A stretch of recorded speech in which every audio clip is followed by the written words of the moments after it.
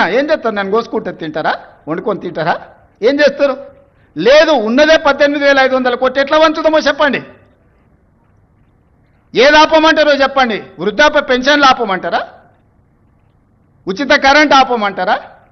షాదీ ముబారక్ ఆపమంటారా? ఏ ఆపమంటారో చెప్పండి. ఏది ఆపుతారో ప్రజలకు చెప్పండి. అయ్యా మీది ఆపేసి మేము బోనసులు తీసుకుంటాం, మేము జీతాలు పెంచుకుంటాం, మేము అన్నీ మేము దినంగా మిగిలితేనే మీకు ఇస్తామని రైతు ప్రజలకు చెప్తా అంటే చెప్పండి.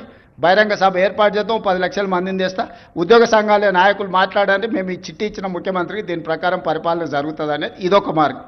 లేదంటే 100 రూపాయలు ఉన్న పెట్రోల్ 200 చేద్దామా చెప్పురి. 30 రూపాయలకి ఇచ్చే బియ్యాన్ని 60 రూపాయలు చేద్దామా చెప్పురి. పప్పు, ఉప్పు, చింతపండు, బెల్లం ధరలు 2 చేద్దామా చెప్పురి. ఏది పెంచుదామో చెప్పుండ్రి. ఎక్కడ ధరలు పెంచుదామో చెప్పుండ్రి. ధరలు పెంచకుండా ఉన్న పథకాలను ఆపకుండా కొత్త కోరికలు నెరవేరవు. కొత్త కోరికలు కోరుకొని మనము నిరసనలో, ధర్నాలో, దీక్షలో, బందో చేస్తే ఉన్న వ్యవస్థ కూడా కుప్పగూలుతుంది. ఉన్నది కుప్పగూల్చుకుంటే ఇంకా మళ్ళీ తిరిగి తేరుకోవడానికి కూడా ఇంకేం లేదు. ఇంకో దివాలా రాష్ట్రంగా మనం మారుతాము.